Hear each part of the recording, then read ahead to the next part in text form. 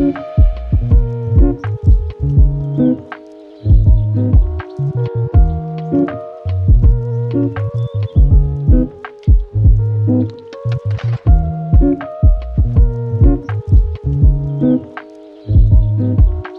everyone, welcome back to my channel. My name is Marisa Kazem and today I'm going to be showing you my August setup in my bullet journal.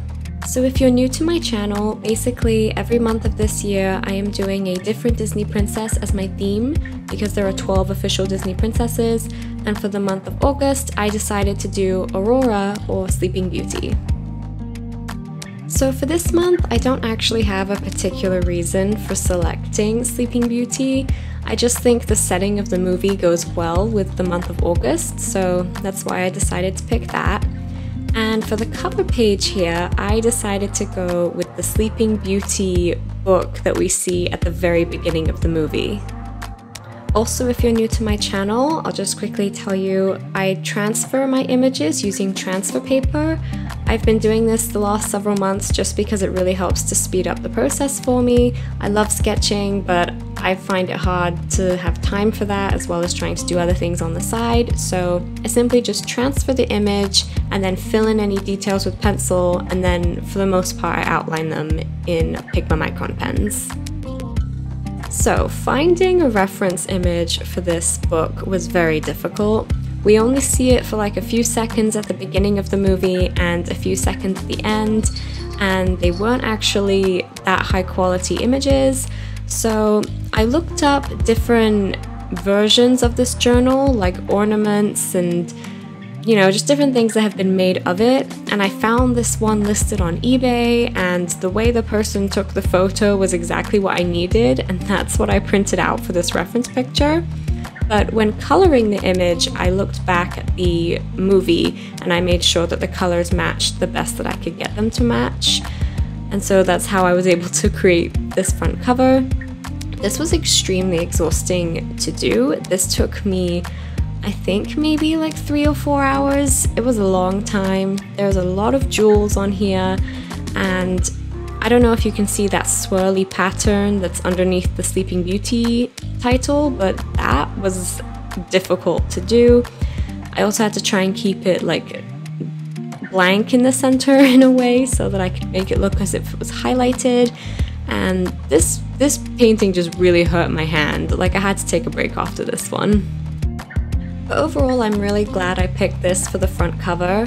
Originally, I was going to do Sleeping Beauty's cottage as the front cover, similarly to how I did my Snow White one, but I decided not to just because the cottage itself wasn't as photogenic as Snow White's, at least in my opinion, and I just love the Sleeping Beauty book. I know that we see one in the beginning of Snow White, Sleeping Beauty, and Cinderella, but the Sleeping Beauty one is always the one that I remember as a kid.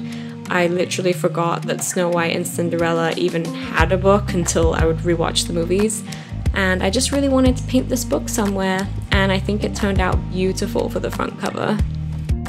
Also, I just quickly wanted to say thank you guys so much for all of your support, and welcome and thank you to you new subscribers. I just hit 2,000 subscribers this month and I'm so excited about it.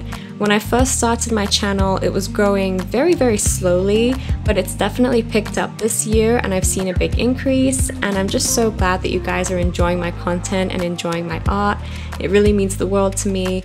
I just love being able to share my art and I guess my obsession of Disney to everyone out there, and I love that you guys obsess over it in the comments with me too. So just thank you guys for being here, and I hope you enjoyed this video like all my others. And so onto my quote page.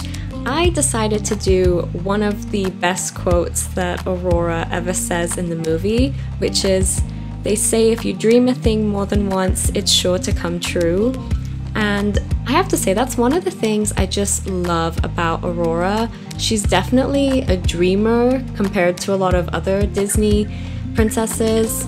I know that technically every single Disney princess has a dream and a goal, they all do, but Aurora is literally just like living in a dream, and then she gets upset because she has an arranged marriage, but then her arranged marriage is exactly what she wanted, and she's just in this little dream world, and I think it's so cute.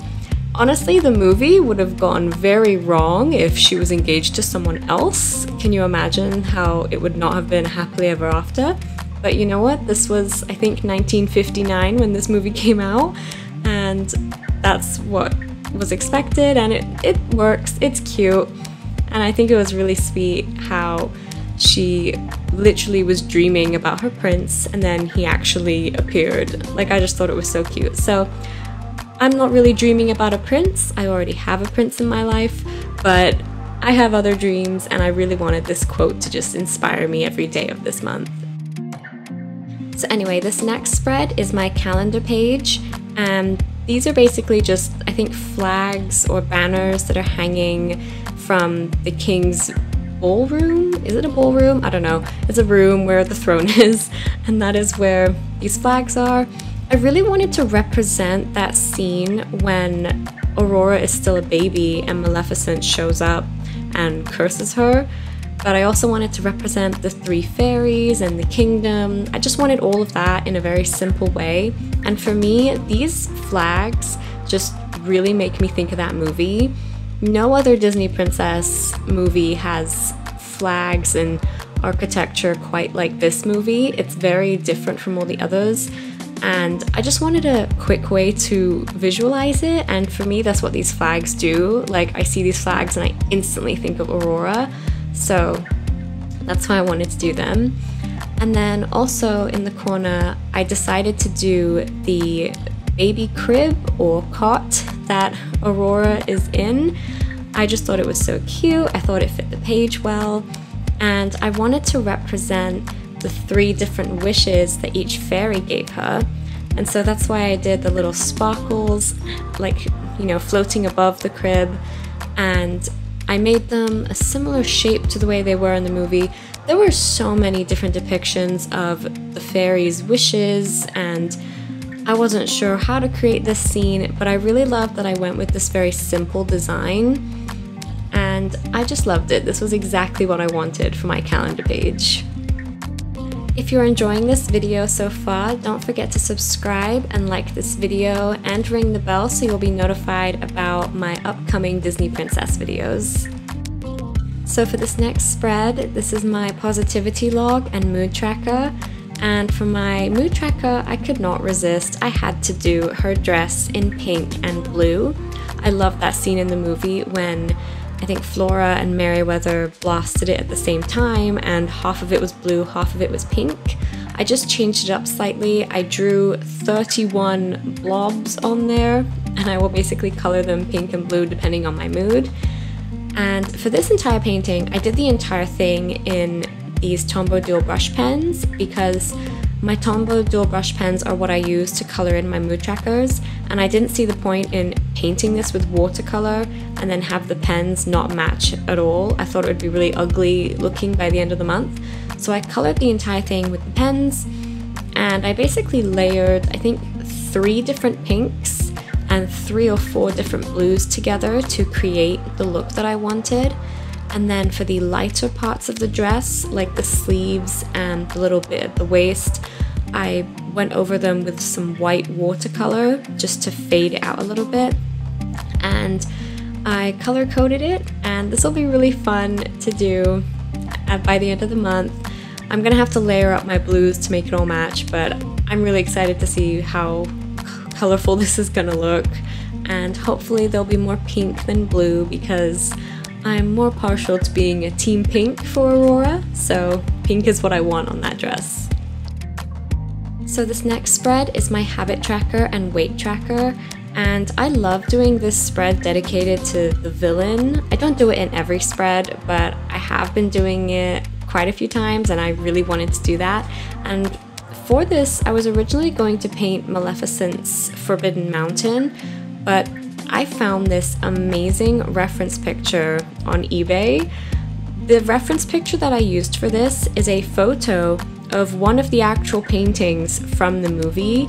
I forgot what they're called, but they're painted on those clear plastics and then they overlap it over the watercolor backgrounds, and that's what this reference photo is.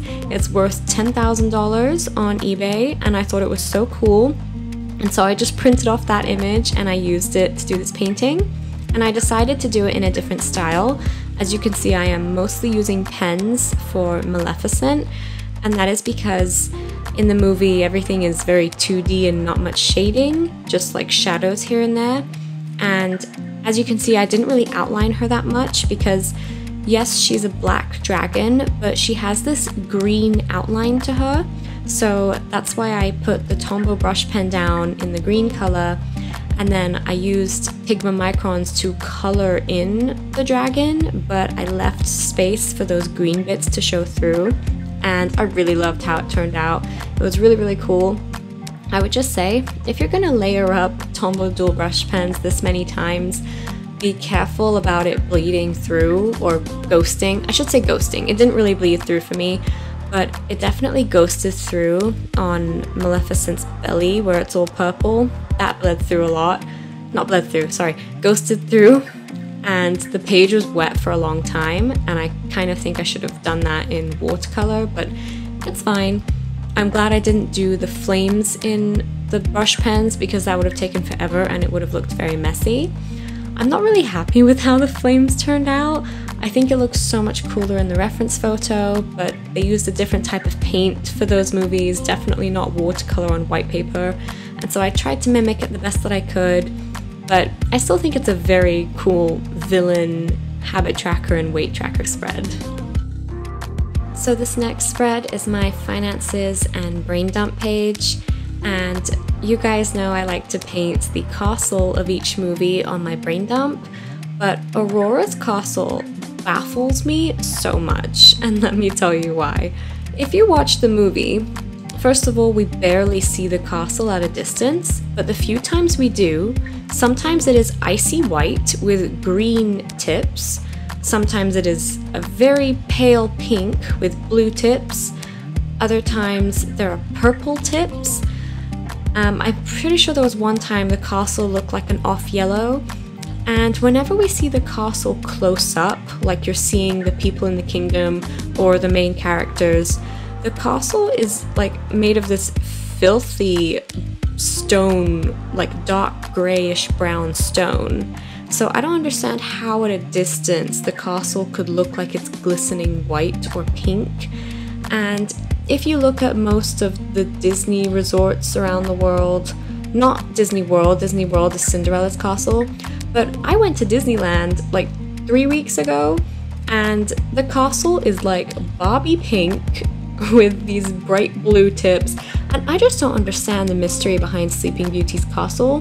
Why do we always picture it as being pink? Because in the movie, it's barely pink. We like never see it, and if we do see it pink, it was in one shot, and it just confused me. It was so hard for me to find a reference picture to use, and I was almost going to do a reference photo from Disneyland itself, and I was like, no, because that's not right, that's not actually the movie. So I took this one screenshot from the movie where it was all dark and green and really ugly looking because that's when Maleficent had cast her spell and everything was green. So I used that reference photo, and then I painted it very basic generic colors that I guess we associate with Sleeping Beauty, but I didn't want to make it too pink or too white or too blue, so I just did what I could, and it turned out okay. I think it does look a little bit simple, but it's a cute castle nonetheless. I'm just very confused as to why we always think her castle is pink when most of the time we barely see it, and if we do, it's like a dark muddy grey. So that was very interesting. Anyway, sorry for the ramble. Now we're on to my productivity log, and this is basically just where I log different things that I do throughout the day, like my sleeping habits and whatnot. And I decided to paint the cottage here. I felt like I had to because I just love a good cottage moment, and there aren't many princess movies where we see a cottage, and Sleeping Beauty's is cute. I just didn't think it looked good enough to be on my cover page, and I'm really glad I did a smaller version of it here. And yeah, I thought it was really cute. One thing I noticed about the whole movie Sleeping Beauty is that the color of the grass is always so vibrant. Like many other Disney movies have like a very soft, like yellowy grass color, but Sleeping Beauty is like bright, almost neon green for their grass, and I found that interesting to work with. So anyway, this is my first weekly setup. All of the other weeklies are set up in advance, and I'm just going to show you guys the paintings. And I still love this layout from the last month, and I wanted to continue it again.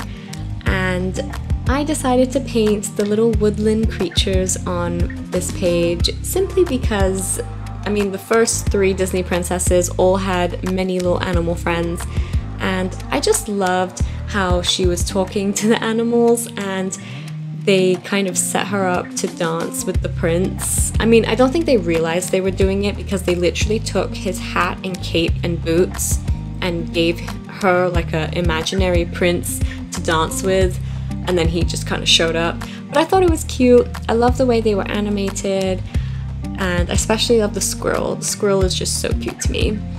But yeah, and I basically just took different images of the animals from the movie and stitched them together in a way that I thought they'd look good on a tree branch, and then I just drew a generic tree branch, and I drew these lines on the bark in a style that I kept seeing in the movie. I kind of just did my own thing, but I think it works. To me it looks very Sleeping Beauty-ish, so I'm happy with how it turned out. And yeah, this is a very simple painting. There are 2 other paintings in these weeklies that took me forever, and this one is definitely more simple. And I also decided to switch up the colors of my weeklies and alternate between pink and blue because that's what happened to her dress in the movie. I literally felt like I couldn't decide. Did I want to completely do pink weeklies or have some blue in there, or maybe just only do blue? And I thought I'm gonna do what the movie did and just switch them up, and I thought it looked really cute. And for this second weekly, my painting is of the cake. I love this cake so much. Like, this was one of my favorite pieces of imagery from the film. I love that it's blue because I want to know how they made blue icing back then when they weren't using magic. And I just love that it was like several layers and it was all messy and it made no sense. I just love that. And I've seen people create like a real cake in that style, and it's amazing, and I had to paint the cake in here somewhere. And for this weekly, I couldn't resist. I really wanted to paint Maleficent's Forbidden Mountain. I just thought it looked so cool, especially with the lightning or magic striking it. Not striking it, but like above it. And this was really a test on my watercolor skills in general and on bullet journal paper. This painting is one of those paintings where you literally have to trust the process until the very end. And this was challenging. This took me a while. I would say if you're gonna recreate this, start with the lightest colors like I did. I put down the very pale blue highlights first, and then I literally waited until almost the very end to go in with the black because otherwise it would have been a muddy mess. And yeah, I was terrified to paint this, but I don't know why. I felt very confident to just get on with it and do it, and so I did. And I'm really happy with how it turned out. I think it looks better at a little bit of a distance than it does close up, but that's okay because when I'm using my journal, I don't literally have my face pressed to my paintings. I'm able to look at them a little bit at a distance, and I just loved how this looked. This was definitely a challenge, and I feel like this definitely shows how far I've come since the beginning of this year with my watercolor, and I just loved it. Let me know if you guys would paint anything like this on your weekly. This probably took me, I think, like 3 hours. Again, this was a long one, but I loved it. It's probably one of my favorite settings in this entire setup, if not my favorite painting in this setup, because I just loved how it looked. Like, doesn't that look so spooky at a distance? Like, I just love Maleficent. She's definitely one of my favorite villains, and it definitely works for that weekly. So for this next weekly, I really wanted to paint this scene, and I feel like maybe not a lot of people will get it, but it works for me. This is the scene when King Stefan and King Hubert were kind of toasting and celebrating to the fact that Aurora was almost home and that their children were going to get married. And I just thought this scene was so hilarious growing up. Like, it was very funny to me, the two dads just kind of drinking and then arguing, and then they also had their little servant who was stealing the alcohol. Like, I just thought it was so funny. I mean, you're never gonna get that in Disney movies today because they don't show drinking anymore, and I just thought it was hilarious. I grew up with this scene and I loved it, and I love honoring Disney dads when I can, and this scene does that for me. This was kind of difficult to paint, the brick walls.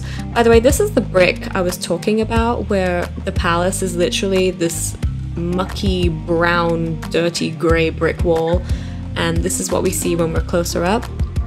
But I just love this scene so much.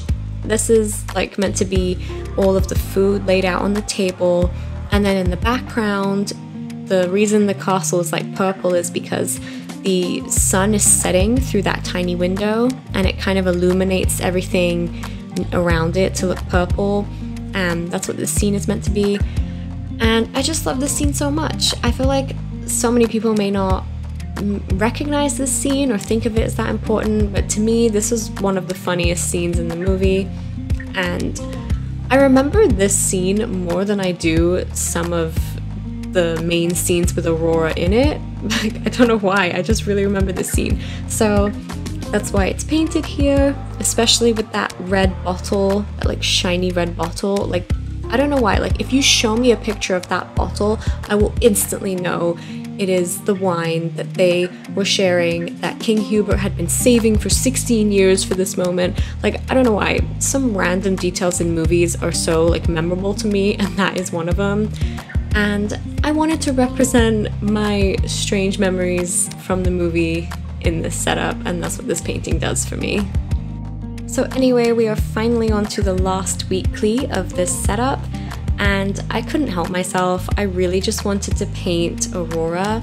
If you're new to my channel, basically what I'm trying to do is avoid painting detailed close-ups of any of the Disney princesses, and I haven't done that at all this year except for July, where I painted Moana and her dad pretty close up, and I couldn't help myself. I really wanted to do it again for this scene, just because there is no other way to depict Aurora sleeping than just painting her sleeping. Like, I kept watching that scene over and over again, all the different angles I could paint, the room, the bedding, all of it, but none of it looked as good as just simply painting her in the bed. So that's what I decided to do, and I loved how this turned out. Again, this one did kind of test my watercolor skills a bit, because the curtain that's behind her is meant to be really patterned and detailed, and as you probably saw, I literally just painted some blue squiggles and then kept layering over the different colors that I could see in the reference photo, and it made it look as if there's this beautiful textured curtain behind her, but in reality I just drew squiggles on top. So you can work your way around things if you want, but that's what I did and I liked it. And yeah, I just love this painting. I think she looks really pretty, and I loved how her hair turned out especially. And so this is finally my last spread in this setup. This is my monthly check-in and monthly review. Basically the painting is these birds. At the end of the movie, these birds are just kind of there when she and Prince Philip are dancing, and they're in different colors, and that's just what it looked like in the end. So I just decided to paint those to keep things simple. So anyway, now we're at the final flip through. If you've made it to the end, leave either a pink or blue heart down below to let me know whether you're team pink or team blue, or you could do both, that's fine as well. I hope you guys enjoyed this video and that you liked these paintings. Thank you guys again so much for 2,000 subscribers. I'm so grateful to have more of you here. And let me know which spread was your favorite, which spread was your least favorite, and I'll see you guys in the next one.